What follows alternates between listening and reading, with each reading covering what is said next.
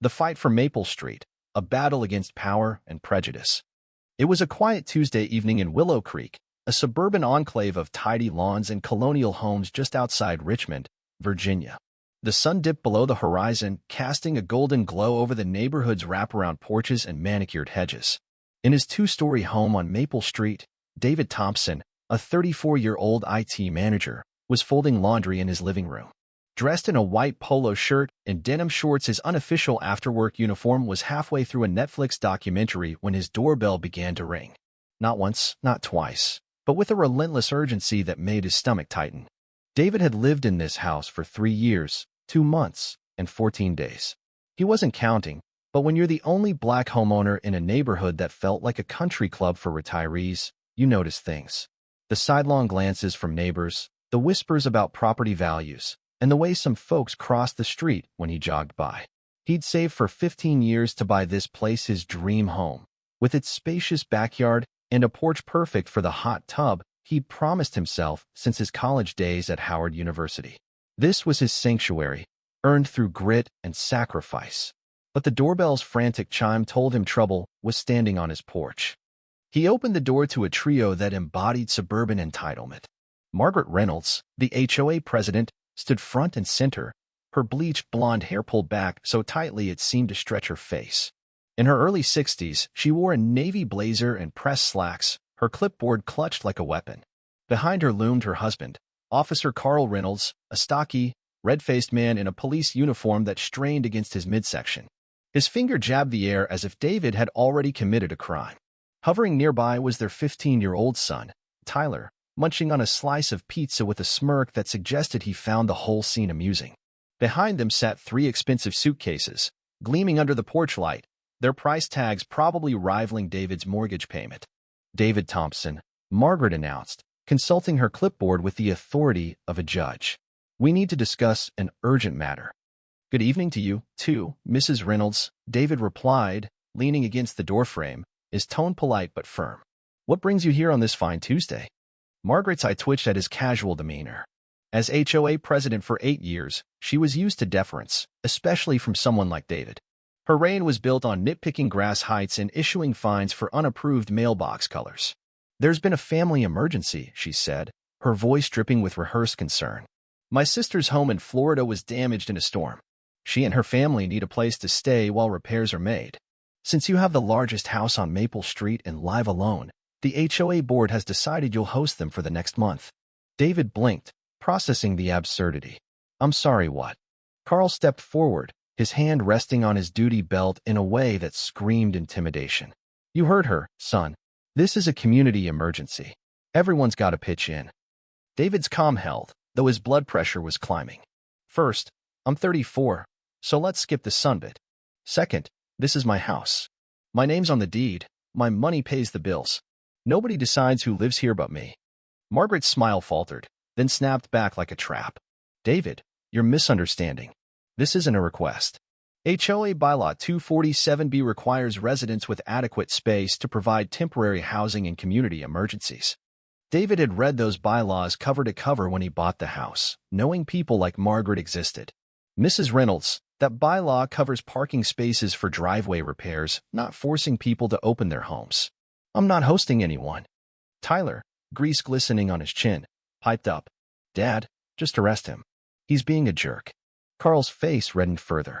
You don't want to make this harder than it needs to be, David.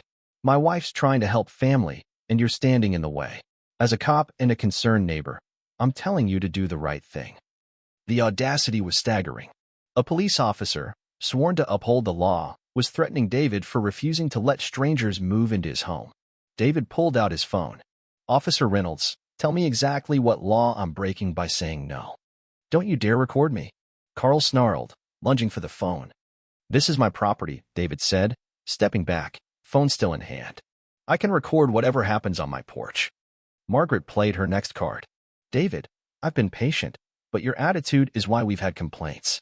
Mrs. Larson said your music was too loud last weekend. The Harrisons noted your car was parked crooked. And that vegetable garden? You never submitted landscaping forms. David nearly laughed. Mrs. Larson, 87, complained about chirping birds. The Harrisons had only spoken to him once. hinting that his presence was dragging down their property values. The garden? Just tomatoes and peppers in his backyard. So, let me get this straight, David said, locking eyes with Carl. Your wife's threatening me with HOA fines because I won't let your family live here for free, and you're backing her up in uniform. That about right. The glance between Margaret and Carl confirmed David's suspicions. This wasn't about a family emergency. It was about power, control, and their belief that David would crumble because of who he was. You have until tomorrow to reconsider, Margaret said, her voice cold. After that, I'll pursue all available options for community compliance. As they turned to leave, Tyler smirked. Nice house. It'll be nicer when we're in it. Carl didn't correct his son. David watched them load their suitcases into their white SUV, his jaw tight. War had been declared, but they'd underestimated their opponent. David wasn't the type to fold. He'd fought too hard for this house, this life. They were about to learn just how wrong they were. The next morning, at 6:47 a.m., a pounding on his door jolted David from sleep. Not a knock pounding, like someone was trying to break in. He threw on yesterday's polo and shorts, his heart racing as he peered through the peephole. Carl stood on the porch, flanked by two other officers who looked uncomfortable. Margaret's SUV was parked in David's driveway, with her and Tyler watching like spectators at a gladiator match. David Thompson, open this door. Carl bellowed. We have a warrant for your arrest. David's blood ran cold. A warrant for what? Domestic terrorism, terrorist threats, and harassment of a public official, Carl said, his tone smug. David opened the door slowly, hands visible. He'd learned long ago that sudden moves around cops could be deadly. Officer Reynolds, there's a mistake here. No mistake, Carl said, brandishing handcuffs. You threatened to burn down my family's home and harm my wife and son. We have witnesses. The other officers exchanged uneasy glances. One, a younger black officer named Harris, stepped forward. Sir, turn around and place your hands behind your back. You can explain downtown. This is insane, David said, but he complied. I never threatened anyone. I just said no to them living here. That's not what the witnesses say, Carl replied, grinning. Mrs. Larson heard you screaming about arson. The Harrisons saw threatening gestures. My wife documented everything. As the cuffs clicked around David's wrists, the reality hit. They'd orchestrated this. Margaret had fed lies to impressionable neighbors, and Carl had twisted his badge to turn those lies into a warrant. David was being dragged into a system designed to crush people like him, with no one to vouch for his side. The ride to the police station felt like a descent into a nightmare. David sat in the back of Officer Harris's patrol car, the bulletproof divider separating him from freedom. Through the window, he watched Willow Creek's familiar streets blur past his neighborhood, his sanctuary now a battleground. Carl followed in his cruiser, his smug grin visible in the rearview mirror. David's wrists ached from the cuffs, but his mind was racing. This wasn't just a misunderstanding. It was a calculated attack, and he was up against a machine that had crushed plenty of innocent people before him. Officer Harris broke the silence halfway to the station, his voice low. Look, man, I don't know what happened, but something about this stinks. Carl's been talking about this arrest for weeks, saying he was going to teach some guy a lesson about respect. That ain't police work. David's head snapped up. Weeks? This just started yesterday. Harris nodded grimly. Exactly. He's been planning something. Just be careful in there. Get a good lawyer. The warning lingered as they arrived at the station. David was processed like a common criminal: fingerprints, mugshot, even his shoelaces confiscated. They gave him one phone call, and he used it to reach Ellen Carter, a criminal defense attorney he'd met at a networking event 6 months earlier. She remembered him and took the case, but her tone was cautious. David, terrorism charges are no joke. They're federal. We'll sort this out, but it might take time. Time turned out to be 2 weeks. 2 weeks in county lockup, sharing a cell with a parade of characters: a guy arrested for stealing garden gnomes, another who swore he was married to a pop star, and one who rambled about government conspiracies involving cereal. It wasn't a 5-star hotel, but it gave David something valuable: time to think. The more he replayed the events, the angrier he got. Not a hot, reckless anger, but a cold, focused fury that sharpened his resolve. Carl and Margaret had weaponized the system against him, using Carl's badge and Margaret's HOA clout to paint him as a monster. It was abuse of power, plain and simple, cloaked in official jargon to make it seem legitimate. Ellen finally got him released on a Wednesday morning, looking exhausted but determined. "David, this case is a mess," she said as they left the courthouse. The charges were complete fiction. The witnesses Carl cited either don't exist or have recanted. Mrs. Larson admitted she never heard you threaten anyone. Margaret told her what to say. The Harrisons won't even return my calls, which means they know they lied. The charges are dropped, and the prosecutor's livid with Carl for wasting everyone's time. David exhaled, relief washing over him. But Ellen's expression darkened. This isn't over. Carl's telling his buddies you're a troublemaker who threatened cops. He sees you as a problem to eliminate. As if on cue, David's phone buzzed with a text from an unknown number. "Hope you learned your lesson. Next time, you won't be so lucky. Stay in line, and maybe we can all get along." He showed it to Ellen, who snapped screenshots. "That's witness intimidation," she said. "It's going in the civil case." "Civil case?" David asked. Ellen grinned for the first time. "Oh, yes. Carl just handed us a golden ticket. False arrest, abuse of process, civil rights violations, harassment. We're suing him, Margaret, the HOA, and the police department for enough to buy you a new house. More importantly, we'll make sure Carl never wears a badge again." Something shifted in David as they walked to Ellen's car. For 2 weeks, he'd been a victim, powerless and caged. Now, he was becoming something far more dangerous to the Reynolds family, a man with a cause, a lawyer, and nothing left to lose. "Ellen," he said, "I don't just want to win. I want to bury them legally, completely, permanently." She glanced at him, her grin widening. "David, I think we're going to get along just fine." Returning home felt like stepping into a war zone. The house was unchanged, same hardwood floors, same stack of laundry, but the neighborhood felt hostile. Curtains twitched as neighbors peeked out, watching the terrorist return. Margaret's SUV was parked across the street, her phone pressed to her ear, no doubt spreading poison about David's release. Ellen offered to stay, but David needed to be alone. He needed to plan. His first move was to check his security system, installed years ago for package deliveries. What he found lit a fire in his gut.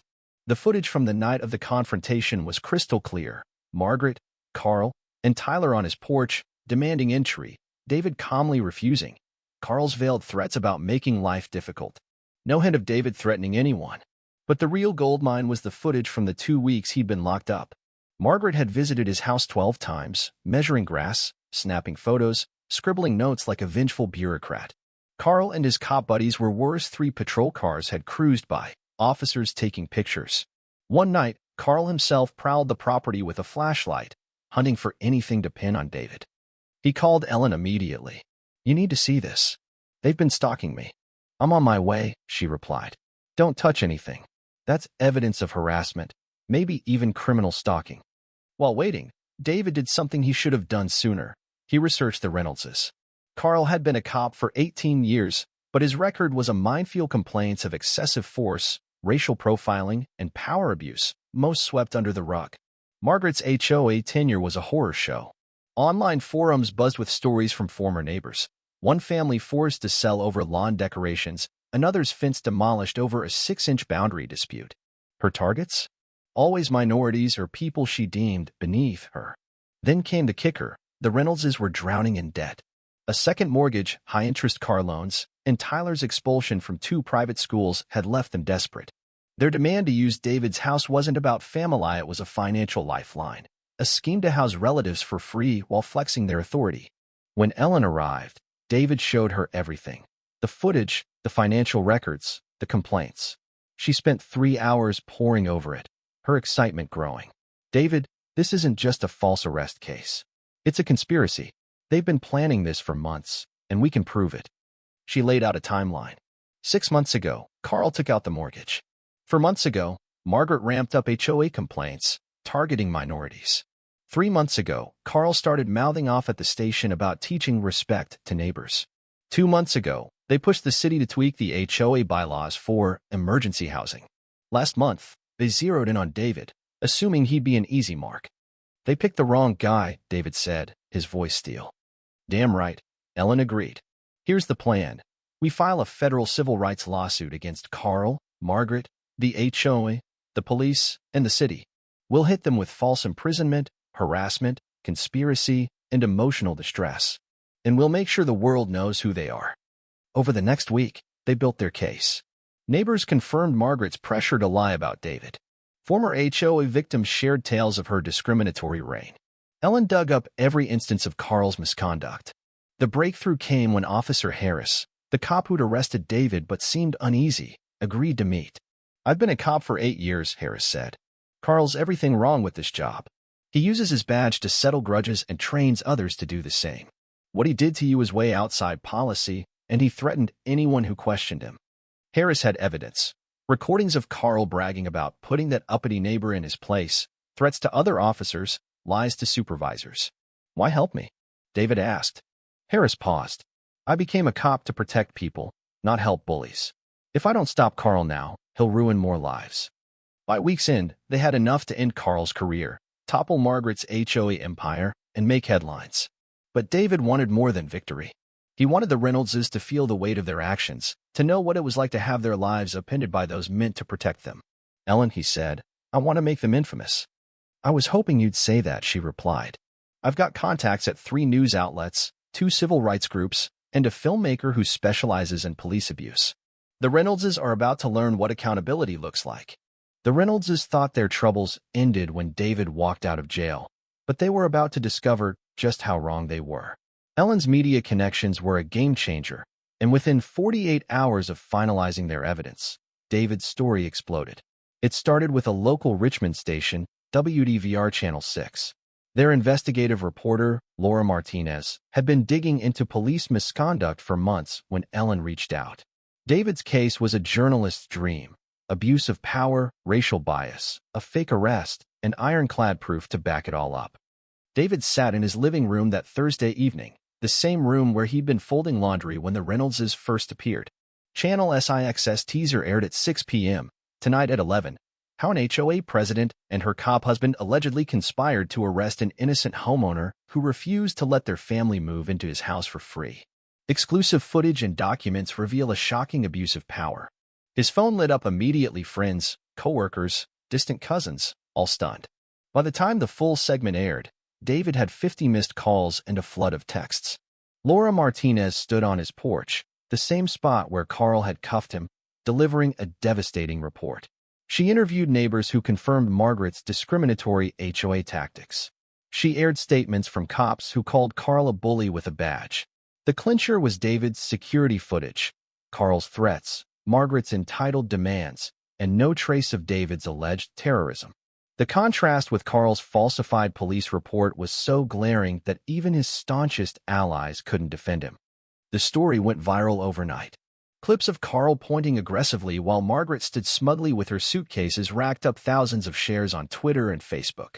Hashtags like Justice for David and HOA Karen trended, with memes captioning the footage. "Cop and Karen try to steal black man's home."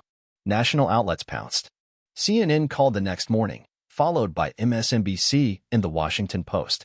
Netflix reached out about a documentary on housing discrimination and police misconduct. Ellen advised strategic choices. "We want impact, but we control the narrative. One TV interview, one print piece, then we save the rest for after the lawsuit." David chose CNN's Don Lemon for his TV spot. The Friday evening broadcast drew a massive audience. Don's empathetic but sharp questions let David tell his story fully, with the security footage as proof. "David," Don asked, "what do you want people to take from this?" "This isn't just about me," David said, his voice steady. "It's about what happens when powerful people decide your rights don't matter because of who you are. Carl didn't arrest me for a crime. He arrested me because I wouldn't bow to him and his wife. That's not law enforcement, it's thuggery with a badge." The interview was shared over 1 million times in 24 hours. Justice for David became a rallying cry, with people posting their own stories of HOA harassment and police overreach. The pressure crushed the Reynoldses. Margaret's HOA presidency collapsed first. By Monday, 3 neighbors called David, asking how to oust her. The HOA board held an emergency meeting, and by Tuesday, Margaret was stripped of her title. The board issued a public apology, citing her unacceptable conduct. Carl's situation unraveled slower, but just as decisively. The police department placed him on leave pending an investigation. His union backed him publicly, but privately, officers reached out to Ellen, disgusted by his actions. The most satisfying blow came when Margaret tried to defend herself on a local radio show. Her claim that she was just helping family, and that David was playing the race card backfired spectacularly. Even the conservative host squirmed at her blatant denial, and the interview became a laughingstock online.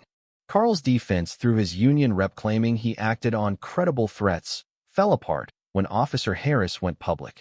On Channel 6, Harris exposed the department's toxic culture under Carl's influence.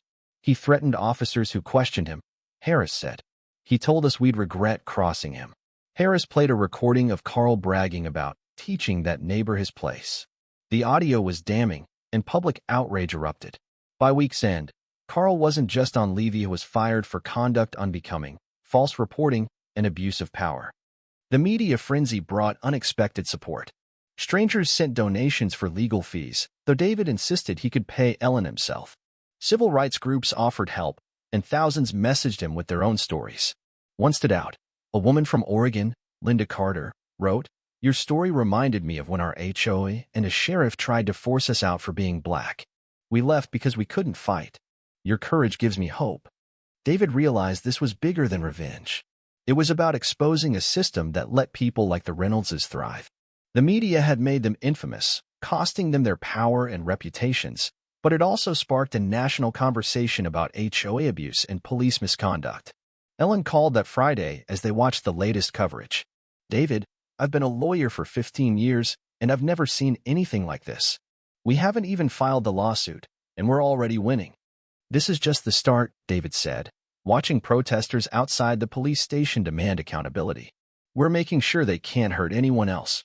The legal hammer was next. Ellen crafted a 47-page federal civil rights lawsuit against Carl, Margaret, the HOA, the police, and the city. It sought $2.3 million in compensatory damages, punitive damages TBD, and reforms to prevent future abuse. But Ellen went further, working with the DA to file criminal charges against Carl for perjury, false reports, and abuse of process, each carrying jail time. The DA, spurred by public pressure, was all in. The criminal case moved fast. The police department, eager to distance itself from Carl, turned over his personnel file, revealing years of complaints. Body camera and patrol car footage from David's arrest showed Carl coaching officers to lie and making racist remarks. This is what happens when these people get too comfortable. Someone's got to remind them where they belong. Harris testified about Carl's intimidation tactics, joined by other officers who'd been pressured to falsify reports. The jury convicted Carl in under 2 hours.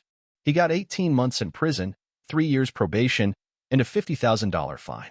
The conviction killed his defense in the civil case. Margaret faced her reckoning. The HOA's insurance dropped coverage when the lawsuit hit, leaving the board personally liable. Furious members sued Margaret for mismanagement. A forensic accountant uncovered $30,000 in embezzled HOA funds used for family trips and Tyler's tuition. The DA considered charges against her, too. The Reynoldses' financial world collapsed.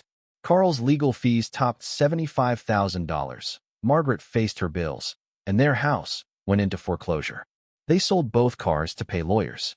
Tyler was expelled from his private school after viral videos of his parents' behavior made him a pariah. Discovery in the civil case was a goldmine. Carl's texts revealed years of racist comments about neighbors, including plans to plant evidence if David didn't crack. Margaret's emails showed her coordinating with other HOA presidents to target minorities, aiming to drive them out.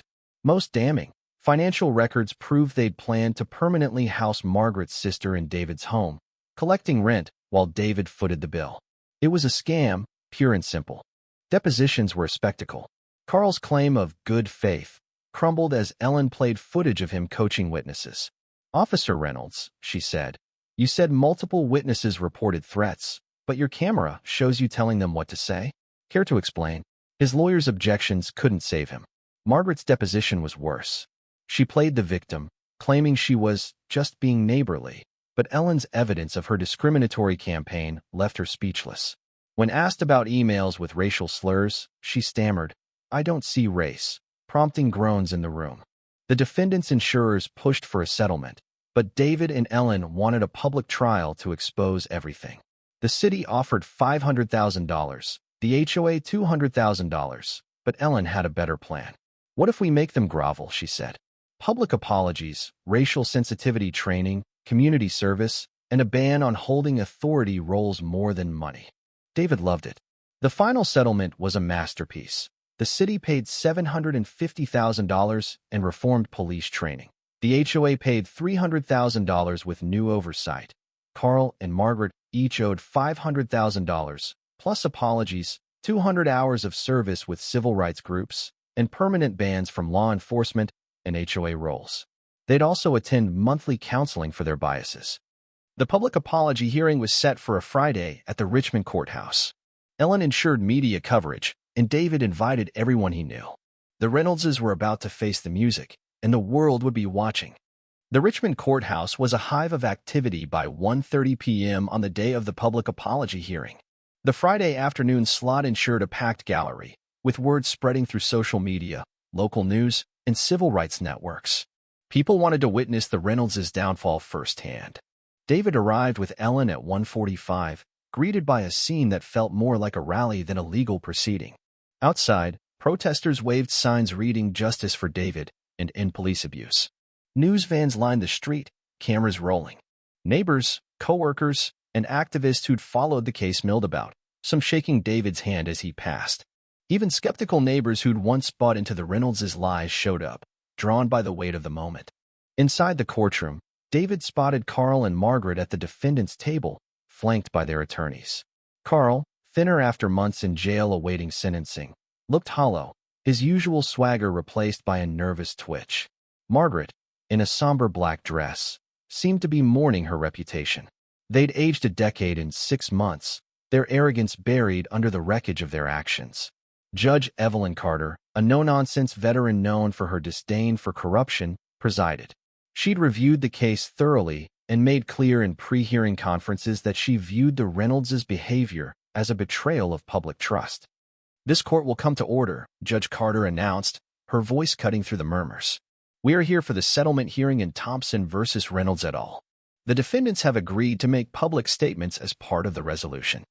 Ellen leaned toward David, whispering, "They fought this apology harder than anything. Their lawyers begged to skip it, but we made it non-negotiable." David nodded, his pulse quickening. This was the moment he'd been waiting for, not just justice, but accountability laid bare for all to see. Carl was called first. As he shuffled to the podium, the gallery buzzed. A few people snapped photos despite court rules, ensuring the moment would hit social media instantly. Carl's hands shook as he read from a prepared statement. "Your Honor, I apologize to Mr. David Thompson for my actions. I abused my position as a police officer to settle a personal dispute. I filed false reports, made a false arrest, and violated Mr. Thompson's civil rights because I disagreed with his refusal to let my family live in his home." Judge Carter interrupted, her tone sharp. "Mr. Reynolds, speak louder. Everyone needs to hear this." Carl's face flushed as he raised his voice. "I violated my oath and betrayed public trust. My actions were motivated by personal bias and were wrong. I take full responsibility for the harm caused to Mr. Thompson, my former colleagues, and the community." The words were scripted. Ellen and the judge had vetted the statement, but hearing them aloud, in front of a packed courtroom, was electric. Carl's final admission was the sweetest. "My actions were racially motivated. I used my position to intimidate Mr. Thompson because of his race. I commit to counseling and community service to address my biases." The gallery stirred, whispers rippling. Carl's lawyers had fought tooth and nail to avoid the racial admission, but Ellen had held firm. When Carl finished, he looked like a deflated balloon, slinking back to his seat without meeting anyone's eyes. The man who'd pointed and threatened David on his porch was gone, replaced by a broken figure who'd lost everything. Margaret's turn was next, and if Carl's apology was painful, hers was a masterclass in humiliation. She approached the podium like a condemned prisoner, her voice cracking from the start. "Your Honor, I apologize to Mr. David Thompson for orchestrating a campaign of harassment against him. As HOA president, I abused my position to target Mr. Thompson and other minority residents with discriminatory rule enforcement." She paused, tears welling, but no one in the gallery offered sympathy. "I coordinated with my husband to have Mr. Thompson falsely arrested when he refused to let my family live in his home. This was never about an emergency. It was about forcing Mr. Thompson to house my relatives for free because we couldn't afford to help them." Gasps echoed through the room. Even those who'd followed the case were stunned by her admission that the family emergency was a lie. Margaret's voice shrank as she continued. I also embezzled HOA funds for personal use, manipulated residents into lying to police, and engaged in racial discrimination that violated HOA policies and federal laws. I failed the residents of Willow Creek and everyone who trusted me. I accept the consequences. She broke down, sobbing as she returned to her seat, her attorney steadying her. The courtroom was silent, the weight of her confession hanging heavy. But Judge Carter wasn't done. Mr. and Mrs. Reynolds, she said, her voice like steel, what you did to Mr. Thompson wasn't a simple dispute. You conspired to violate his civil rights, abused the legal system, and tried to intimidate him into surrendering his property because of his race. Mr. Reynolds, you disgraced your badge. Mrs. Reynolds, you turned an HOA into a tool of harassment. You've shamed yourselves and the institutions you served. Turning to David, she softened. Mr. Thompson, your courage has driven changes in police training and HOA oversight that will protect others. This court commends you. As David and Ellen left the courthouse, they were mobbed by supporters and reporters. The apologies were already viral, with clips flooding Twitter and YouTube. National outlets picked up the story again, framing it as a landmark case of accountability. But the most poignant moment came as David reached his car. A young black couple with 2 kids approached. The father, James, shook David's hand. Mr. Thompson, we live in Pine Grove, 10 miles away. Our HOA has been harassing us to sell because they don't want black neighbors. Your fight inspired us. We've got a lawyer, and we're suing next week. David's throat tightened. This wasn't just about him anymore. It was about showing others that bullies could be beaten, that the system could work if you fought hard enough. The Reynoldses had wanted to crush him, but they'd ignited a movement instead. 6 months later, the ripple effects of David's case were undeniable. It had grown from a personal battle into a catalyst for systemic change, protecting countless others from similar abuse.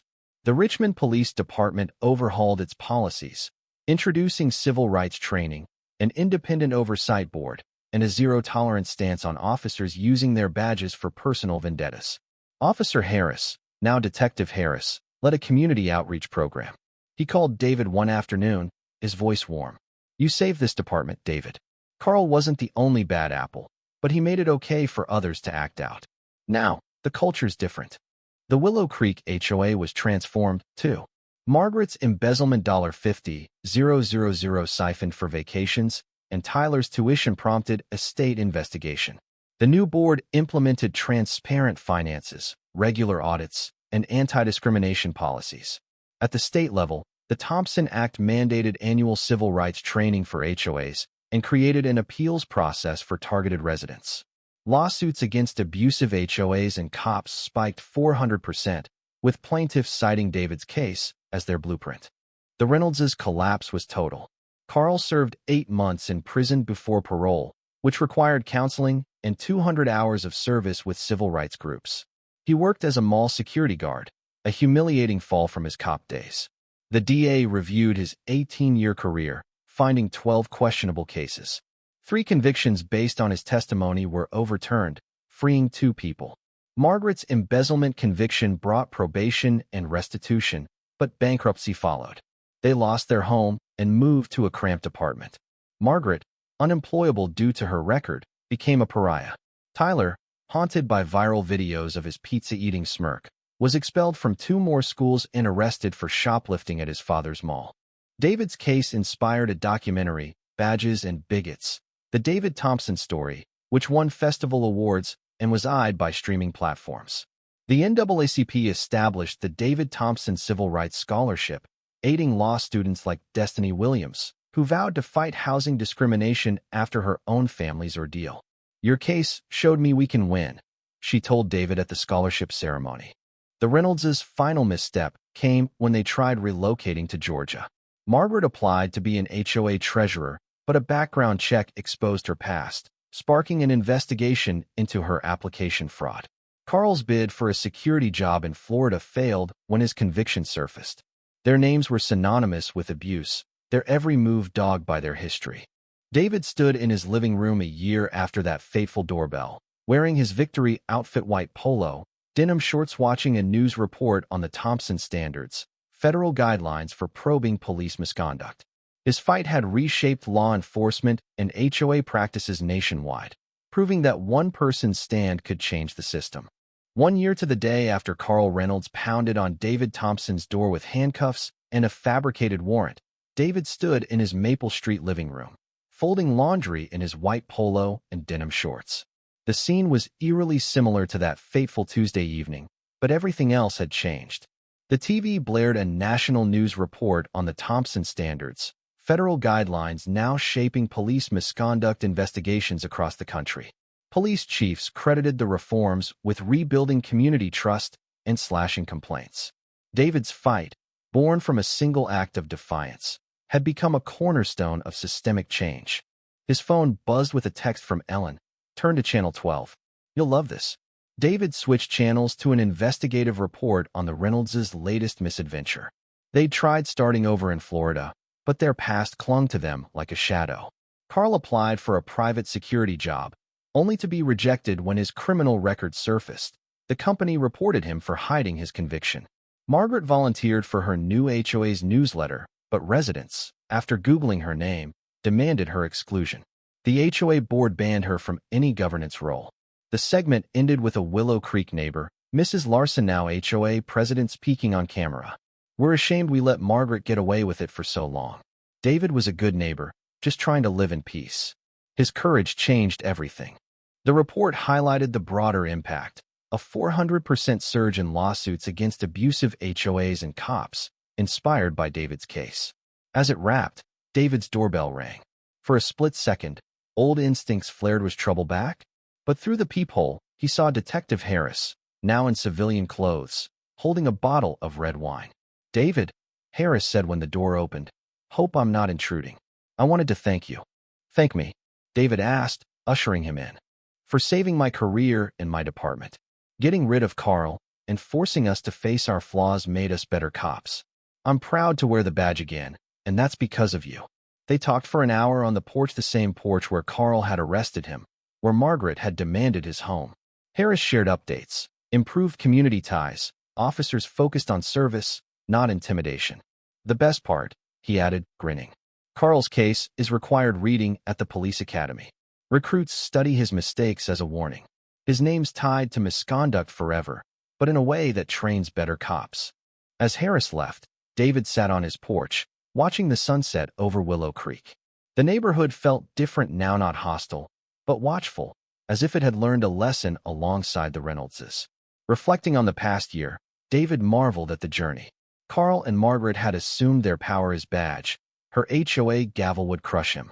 Instead, their attack had unraveled their lives and sparked a movement. Carl's fall was absolute. A convicted felon, he'd served 8 months in prison, emerging to a life of parole check-ins, mandatory counseling, and mall security shifts. His 18-year career was discredited, with overturned convictions exposing his corruption. Margaret's collapse was just as stark.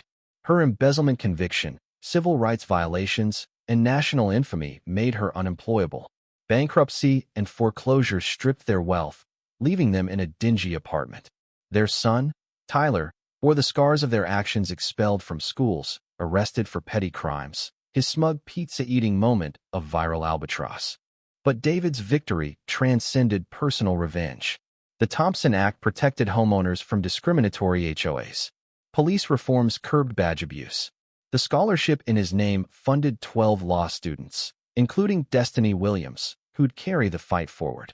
The documentary, Badges and Bigots, educated law schools and police academies. Media coverage ensured the Reynolds' names were forever linked to abuse, a cautionary tale for would-be bullies. The final twist came that night when Ellen called, barely containing her laughter. "David, you won't believe this. The Reynoldses sued their old insurance company, claiming it should have covered their legal fees in your case. They're arguing their racism and abuse were accidental and covered by their homeowner's policy." David roared with laughter. Even now, they refused accountability, deluded enough to think an insurer would pay for their crimes. "I'm helping the insurance company bury them in court," Ellen said. "They'll lose and owe the company's legal fees. It's the gift that keeps on giving." As David hung up and turned off the lights, he smiled. The Reynolds' frivolous lawsuit was their last, desperate act of fitting into their saga. They targeted him because they thought he was weak, someone they could bully with their authority. Instead, they learned that some people fight back, and the consequences of abusing power could echo for a lifetime. David's house, once a target, was now a symbol of resistance. He defended it not just for himself, but for every person facing similar injustice. The reforms, lawsuits, and conversations sparked by his case would protect countless others long after the Reynoldses faded into obscurity. They'd wanted to teach him his place. Instead, they taught a nation that standing up to bullies could change the world. Lying in bed, David felt a peace he hadn't known since that first doorbell. The house was his, earned through years of sacrifice and a year of battle. But more than that, it was a testament to what one person could do when they refused to bow. The Reynoldses had lost everything: jobs, home, reputation, and future. David had gained something far greater, a legacy of justice that would outlast them all. The good guys had won, and the victory was sweeter than David could have dreamed. As he drifted to sleep, he knew this wasn't just the end of his story, it was the beginning of a safer, fairer world for those who dared to fight. Thank you for following David's journey. This story touches on deep issues of power abuse, racial injustice, and the fight for accountability. What do you think about the Reynoldses' actions and their consequences? Have you or someone you know faced similar abuses of authority, whether from police, HOAs, or other institutions? Share your experiences and opinions in the comments below. Do you believe justice was fully served, or should the system have done more? Let's start a conversation about standing up to bullies and building a fairer society. Your voice matters. Join the discussion.